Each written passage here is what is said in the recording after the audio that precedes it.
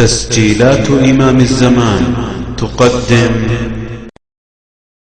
على طاري التوهيق يا أخوان، على طاري التوهيق سالفة جميلة بارك الله فيكم. على طاري التوهيق، هذا أخونا أبو مشاري قبل سنوات، والله ما أدري 5 سنوات 4 سنوات 6 سنوات، يعني من هذا العمر، جالس في الغرفة يحاور واحد اسمه أبو عوف.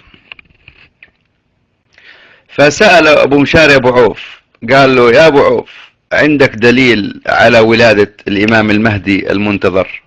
تعرفون أبو عوف ولا ما تعرفونه يا أخوان أنتم؟ أبو عوف هذا شيعي، ما أدري وين أراضيه الحين بارك الله فيكم. يا أبو عوف، بس للي ما يعرفون أبو عوف بارك الله فيكم، بس نعرف بهويته، بس تعريف بهوية أبو عوف.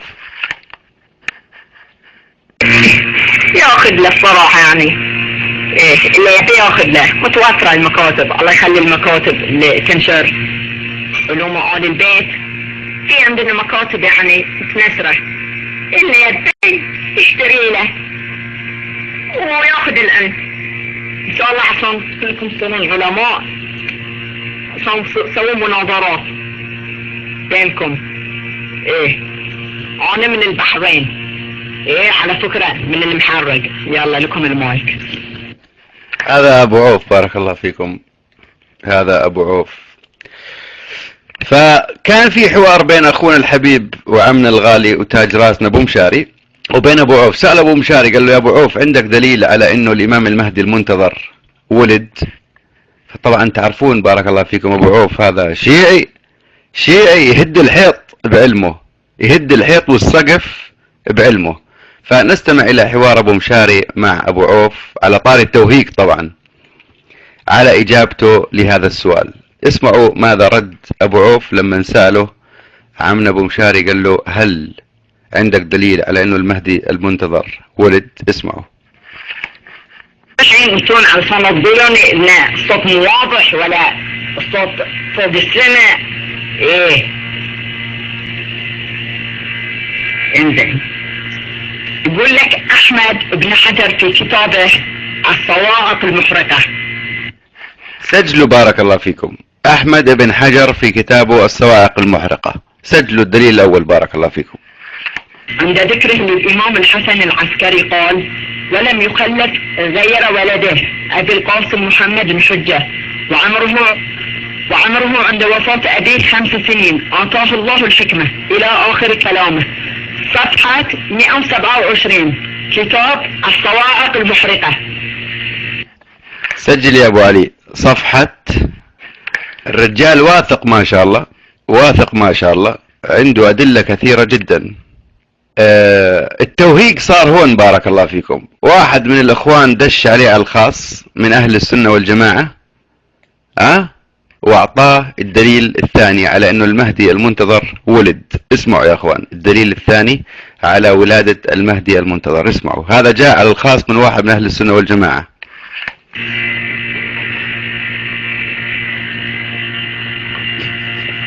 يقول لك عبد الله بن محمد المطير الشافعي في الرياض الظاهرة بعد ذكر الائمة والامام العسكري. يقول لك عبد الله بن محمد المطير الشافعي في الرياض الظاهرة بعد ذكر الائمة والامام العسكري قال ان. يقول لك عبد الله بن محمد المطير الشافعي في الرياض الظاهرة بعد ذكر الائمة والامام العسكري قال ان ابنة. يقول لك عبد الله بن محمد المطير الشافعي في الرياض الظاهرة بعد ذكر الائمة والامام العسكري قال ان ابنة.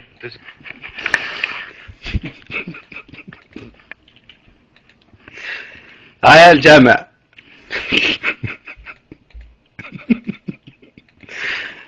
طيب تفضل عم ابو علي، عم ابو علي تفضل لك المايك.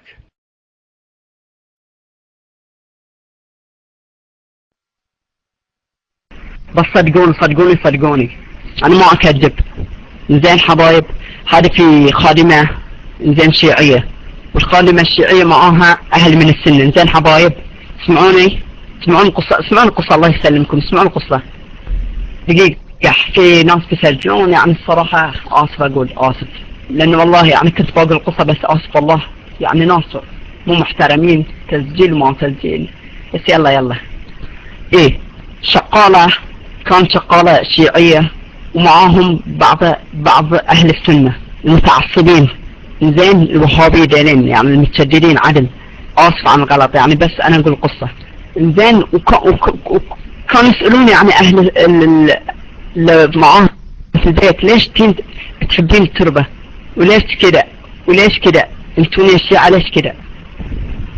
إيه شغالة شيعية ومع من السنة، لأني قالت هادلين إن شاء الله يعني بيساعدوني يوم القيامة، يعني بيكونون لي إيه يعني انتم ما لكم يعني الصراحة انتم الكلام معكم ضايع، بس يلا بنكمل. وكان السنة اللي يتكلم كان متعصب جدا يعني ما اشتهي حتى الشيعة زين حبايب. فقالت هذا اللي بيساعدكم في سنة راح يسمون البر زين لما يروحون الحج، مو صح انتم لما تروحون الحج تروحون بأجملة بجمل، اهل من السنة مع شقال شيعية، انتم لما تروحون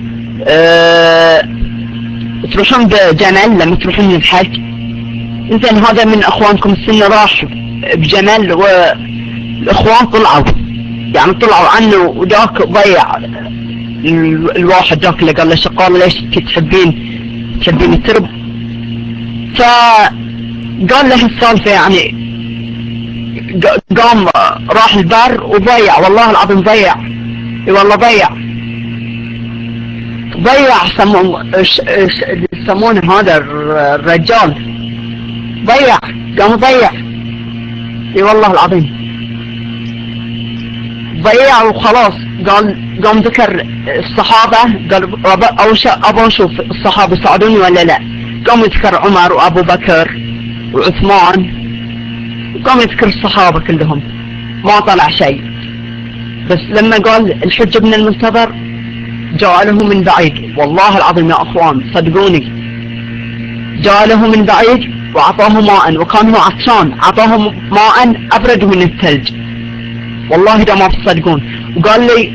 وقال الإمام المهدي إنهم في هذه المنطقة بيون، يعني إنه بيوصل قبلهم، فهمتون ولا لا؟ أدري منكم بتقولون ساحر ما ساحر، إن الإمام المهدي أصلا حتى لو حط رجله تنطوي له الأرض.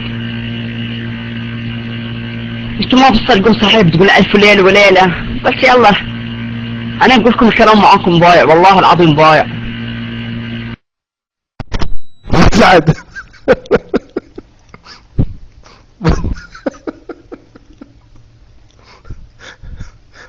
والله الكلام معاكم ضايع والله يا وهابي الكلام معاكم ضايع. ابو سعد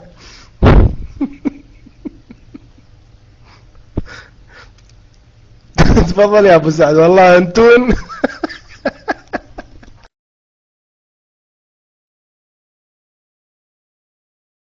طيب السلام عليكم. طبعا آخر يوم له في البالتوك يا أخوان كان في غرفة أنصار علي محمد، آخر يوم في حياته في البالتوك كان في غرفة أنصار علي محمد،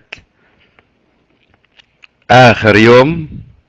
يعني هذا الرجال الآن ما أدري وين أراضيه، يقولون عنه أنه مجنون في الشوارع، لكن آخر يوم له كان في الغرفة في أنصار علي محمد. اسمعوا ماذا قال. إيه زين حبايبي، أنا بس حبيت أقول لكم يعني ممكن خلاص ما أرجع على هذا الروم، لأني بقدر بسافر خلاص، يعني ما أقدر خلاص يعني أجي في هذا الروم، لأن خلاص يعني ما صراحة يعني خلاص ما أقدر أجي هني في هذا الروم، يعني تناظرت معكم. هذه كانت آخر كلمات له بارك الله فيكم في الغرفة، وإحنا بالمقابل احتفلنا فيه في الغرفة، ويعني سمعناه كلام طيب.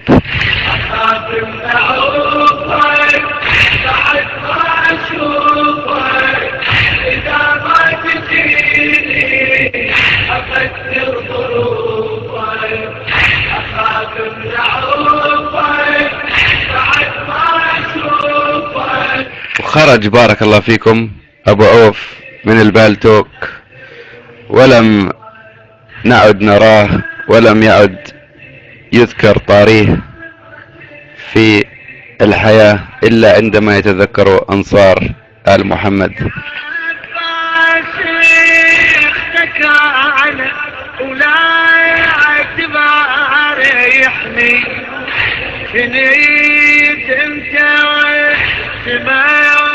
فيحق أن نقول عن أبو عوف أنه خرج ولم يعد، خرج ولم يعد إلى غرفة أنصار علي محمد وإلى البالتوك. رحمة الله عليك يا أبو عوف.